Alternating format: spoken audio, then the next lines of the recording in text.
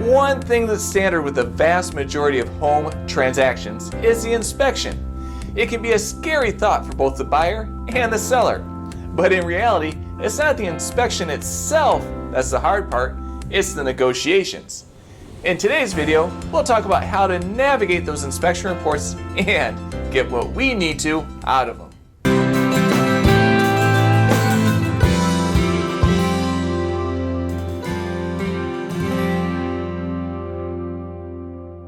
Come on in and have a seat.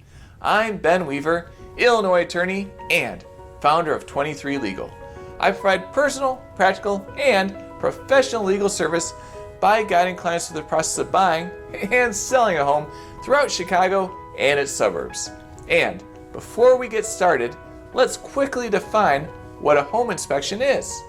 A home inspection is a crucial step in the home buying process where a professional provides a deep dive into the house.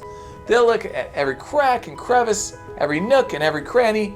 They check the property to identify any existing or potential issues.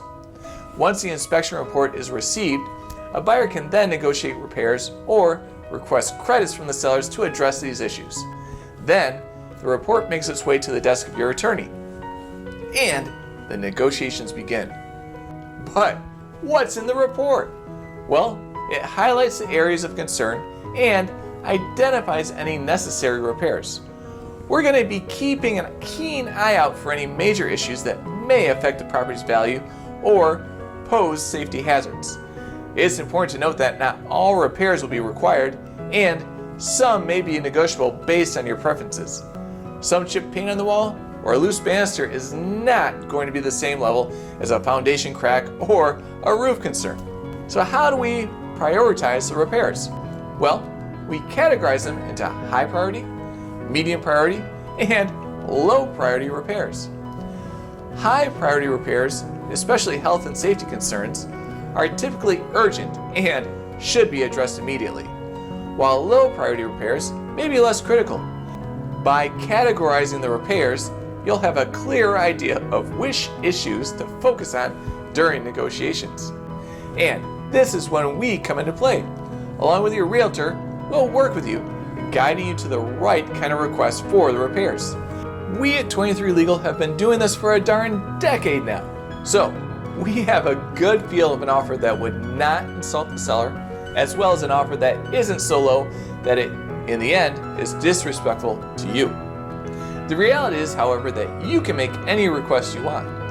If you choose to ignore our advice and want to request, say, the entire house be painted and a brand new staircase be installed, well, you have the right to do that. The seller will laugh and cancel the contract, but you can do it. However, I have no idea why you would want to do that.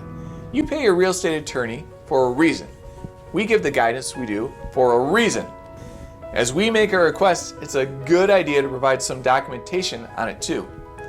Does a window have a cracked seal on the exterior? Send a photo of it, and the proof is in the pudding. Hey, is there some slightly discolored, moldy looking stuff in the attic? Again, take a picture.